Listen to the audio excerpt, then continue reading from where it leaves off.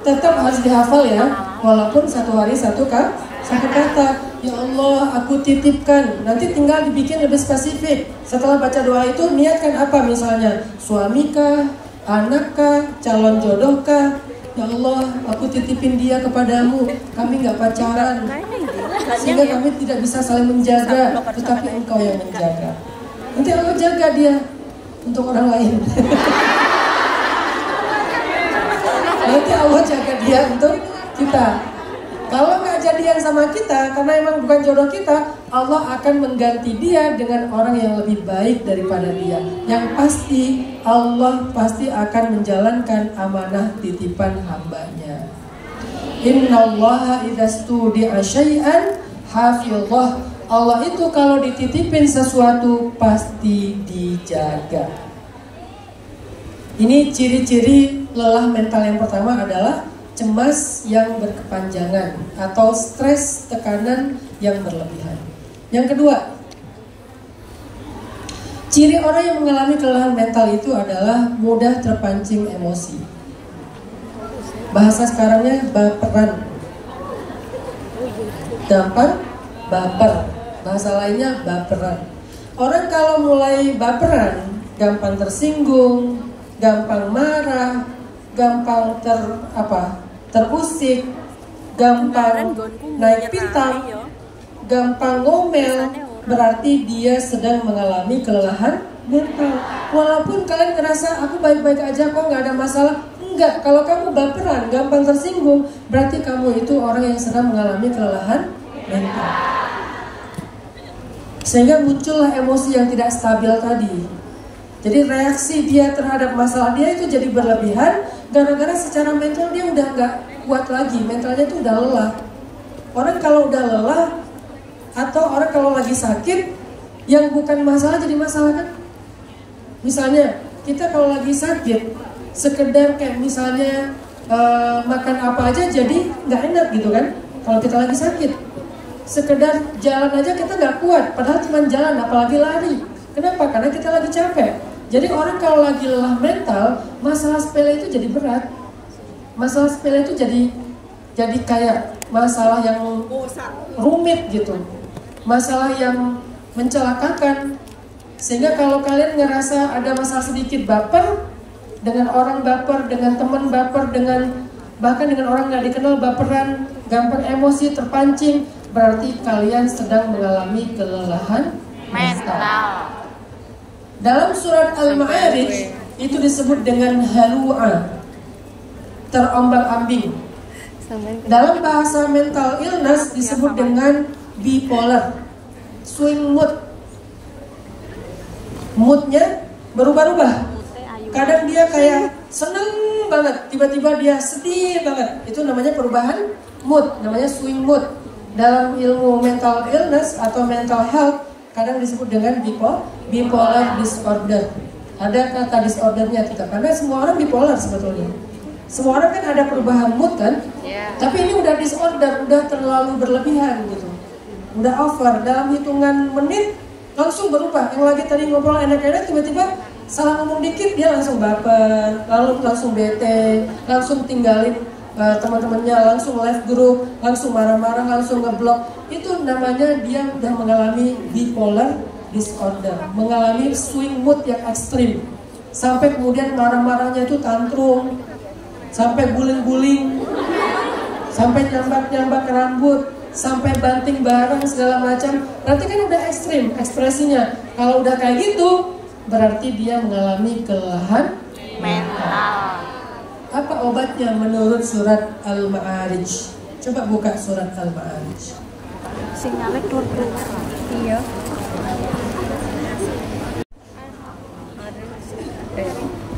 Surat Al-Ma'arij ayat 19. Bismillahirrahmanirrahim. Innal insana khuliqa halu'a. إذا مسه الشر جزوعا وإذا مسه الخير منوعا إلا المصلين الذين هم على صلاتهم دائمون دائمون والذين في أموالهم حق معلوم للسائل والمحروم والذين يصدقون بيوم الدين والذين هم من عذاب ربهم مشفقون إن عذاب ربهم غير مأمون. Panjang paragrafnya, tapi yang kita soroti adalah kalimat sesungguhnya manusia diciptakan dalam keadaan keluh kesah. Keluh kesah di sini tuh artinya orangnya tuh reaktif, reaksionis. Salah satu contoh reaksionis itu baperan, bereaksi secara berlebihan. Banyak orang yang overreaction dalam hidup, banyak loh. Hari ini kita mendapatkan orang yang overreaction banget dalam hidupnya. Masalah sepele tapi reaksinya berlebihan. Hanya gara-gara disuruh sama ibunya ke warung misalnya, langsung dia ngerasa kayaknya aku bukan anak kandung deh. Hanya gara-gara disuruh keluar dari kamar sama ibunya, keluar kamar, jangan di kamar terus, makan yuk, langsung update status broken home. Dia lagi haus, pas dia cari air di dispenser ternyata air galonnya habis, langsung dia bilang, ya Allah, kenapa engkau biarkan aku mengalami krisis air? Padahal cuma habis air galon, tapi ngerasa sudah mendapatkan krisis air. Ini namanya overreaksi. Hanya gara-gara istri ngelukis alisnya kelamaan, langsung ngerasa kayaknya aku salah jodoh deh. Itu kan orang yang masalah sepele tapi baperannya berlebihan, sehingga dia ngerasa kayaknya masalahnya berat banget. Masalahnya dia bukan anak kandung, masalahnya dia broken home, masalahnya dia mengalami krisis air, masalahnya dia kayak salah jodoh, bla bla bla. Padahal sepele semuanya masalahnya. Kenapa dia sebegitu overreaction? Bahasa sederhananya baperan. Karena dasarnya manusia itu emang punya reaksi. Tapi kali ini over, halu'a, jazu'a, manu'a. Apa obatnya kalau kita terlalu baperan? Gampang kepancing emosi, gampang melebih-lebihkan masalah. Obatnya kata Allah di dalam surat Al-Ma'arij ayat 22, illal musallin. Obatnya sholat. Obatnya sholat. Sholat yang gimana Ustaz? Alladzina hum ala sholatihim daimun. Harus sholat yang daimun. Apa arti daimun? Terus menerus. Arti terus menerus ini banyakin sholat sunnah. Kita selama ini udah sholat wajib. Gimana dengan sholat sunnah kita? Jadi kalau kalian ngerasa gampang baper, coba banyakin sholat sunnah. Bebas, mau yang paling gampang, sholat sunnah mutlak namanya. Sholat sunnah mutlak itu boleh dilakukan kapan aja, selain waktu yang dilarang sholat. Jadi ketika kalian lagi misalnya belum waktunya duha, belum waktunya rawatib, belum waktunya tahajud, pengen sholat sunnah, boleh. Sholat sunnah aja dengan niat hajat kah? Dengan niat taubat kah? Dan itu semuanya masuk dalam kategori sholat sunnah mutlak. Tidak ada batasan berapa jumlah rakaatnya. Minimal 2 rakaat, maksimalnya tidak ada batas. Mau 1000, mau 2000 kalau sanggup. Banyakin sholat. Makanya para sahabat mengatakan, Nabi kalau mendapatkan sesuatu, Nabi itu kalau dapat masalah sesuatu, fazi'a ila sholah, beliau buru-buru sholat. Jadi Nabi kalau ngerasa nggak nyaman gitu, langsung sholat. Ngerasa nggak nyaman, langsung sholat. Jadi kalau kalian ngerasa lagi nggak nyaman hatinya, gampang emosi, baperan, coba sholat. Selain wudhu, kan kita disuruh wudhu kan? Disuruh wudhu itu artinya disuruh sholat, bukan wudhu terus udah gitu tidur. Kan kita memahami hadisnya wudhu doang. Padahal wudhu itu adalah syarat sholat. Jadi kalau Nabi bilang kalau kalian lagi emosi berwudhu lah, itu maksudnya disuruh sholat. Sehingga kalau misalnya kita lagi ngerasa kok aku akhir-akhir ini gampang baper ya, dikit-dikit tersinggung, dikit-dikit nggak nyaman, Coba nambah sholat sunnah mutlak. Kalau mampu tahajud, duha. Kalau misalnya ngerasa tahajud berat banget, ya udah minimal dengan mutlak dulu aja. Lagi nggak nyaman sholat, lagi nggak nyaman sholat. Illal musallin, kecuali orang yang sholat. Ternyata orang yang mengalami kelelahan mental dengan ciri-ciri gampang emosi, obatnya adalah sholat sunnah. Khususnya sholat sunnah. Ustaz, saya udah sholat sunnah, banyakin lagi sampai baperannya itu berkurang. Kenapa kok sholat itu bisa membuat kita lebih stabil emosinya? Karena inti dari sholat itu zikir. Dan zikir itu menenangkan. Ala bi dzikrillahi tatmainnul qulub. Bukankah dengan zikir hati menjadi tenang? Dan wa aqimis sholata li dzikri, dirikanlah sholat untuk zikir kepadaku. Jadi sholat intinya adalah zikir. Kalau ketika kalian sholat kalian nggak ingat Allah, berarti sholat kalian belum. Kalian belum sholat. Sholat tapi yang diingat hutang, berarti kalian adalah debt collector. Kalau kalian lagi sholat yang diingat adalah masalah atau pekerjaan, berarti kalian lagi masuk kantor, bukan sholat. Kalau sholat yang diingat itu Allah, bukan pekerjaan, bukan hutang. Makanya kalau kita sholat tapi belum zikir, belum ingat Allah, berarti kita belum sholat. Sholat lagi sampai zikir, sampai ingat sama Allah. Ingat ketika berdiri, ingat ketika ruku, ingat ketika sujud. Maka kalau kalian mulai gampang baperan, coba perbaiki sholatnya. Sholat wajibnya perbaiki, sholat sunnahnya ditambah. Kalau kalian sudah mulai baperan. Yang ketiga, ciri lelah mental, sering ngelamun. Sering ngelamun. Kalau di tempat saya nyebutnya ngahuleng. Sering ngahuleng, sering ngelamun. Kalau di Jawa nyebutnya apa? Ngelamun, songgowang. Bengong. Bahasa Indonesia. Apa maksudnya? Melongo. Beda to mlongo karo. Terserah kalian. Sering ngelamun. Orang yang ngelamun aja, biasanya nih udah ngelamun, udah gitu malas buat apa-apa, malas untuk bergerak, malas untuk malas bergerak itu memang mager kan? Ngelamun, mager, nggak bergairah, nggak mau ngapain, kayak bingung mau melakukan apa, kehilangan semangat. Itu tanda-tanda orang yang sudah mengalami kelelahan mental. Kebanyakan ngelamunnya, kebanyakan magernya, nggak punya gairah hidup, nggak mau ngapa-ngapain, pengennya itu melungker aja, pengennya itu diem aja, pengennya itu tidur aja, pengennya itu berselimut aja. Apa yang terjadi kalau udah kayak gitu? Apa solusinya? Allah panggil kepada orang yang sedang kayak gini, ya ayyuhal muzammil. Karena Nabi pernah gitu, walaupun bukan mager, lebih kayak bingung gitu, lebih kayak apa ya? Nabi kayak kok jadi gini ya? Gitu.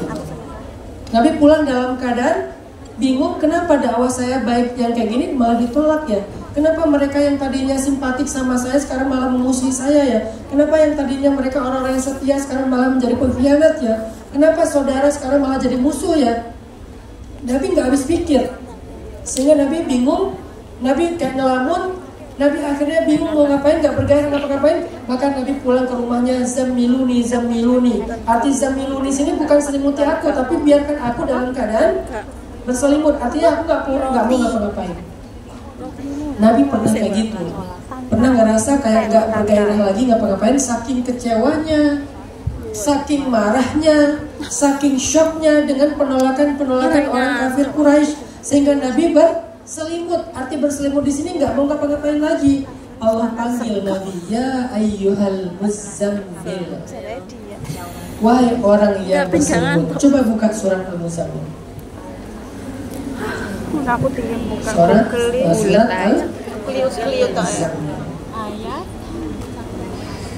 Ya ayyuhal muzammil, kata Allah. Salah satu cara untuk bisa bergairah dalam hidup lagi adalah menurut surah Al-Muzammil. Coba perhatikan ayat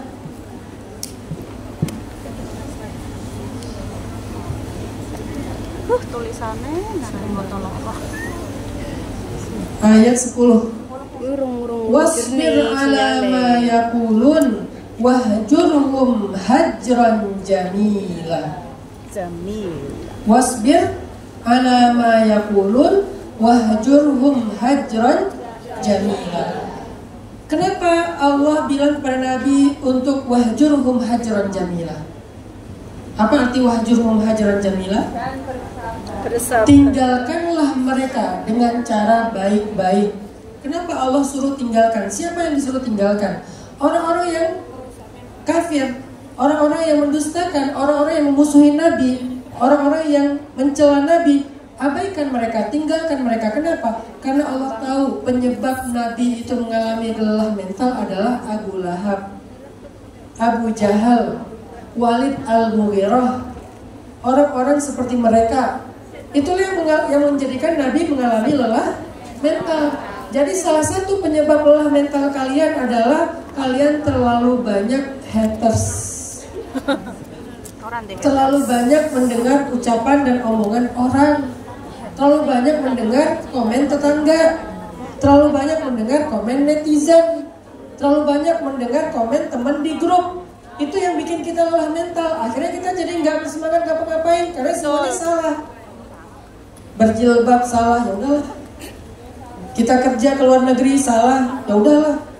Kita misalnya memperbaiki diri, ngaji salah juga, ya udahlah. Akhirnya kita jadi kayak serba salah, nggak mau ngapa-ngapain. Maka supaya kita bergairah lagi dalam hidup, kata Allah, wahjurhum, tinggalkan mereka, jangan dengarkan mereka.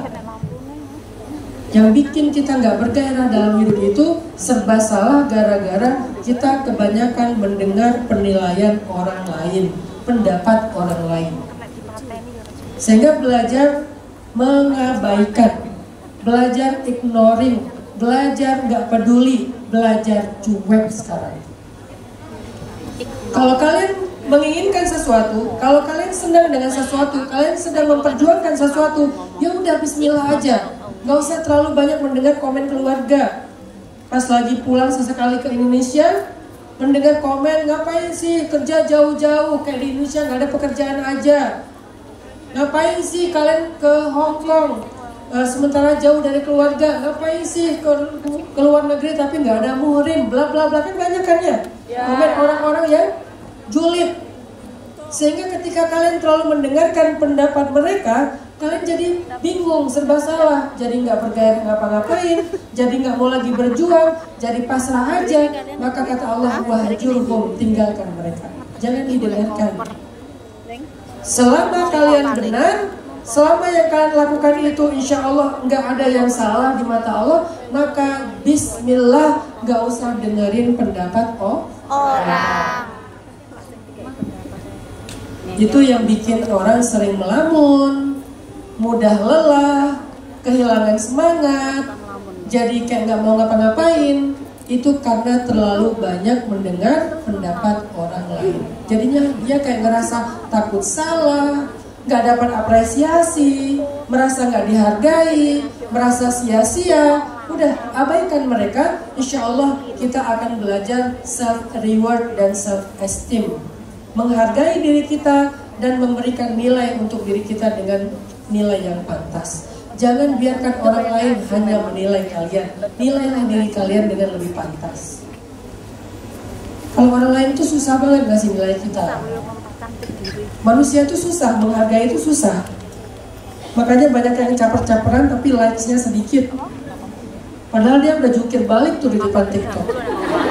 Tapi nilainya sedikit. Malah yang banyak justru hatersnya.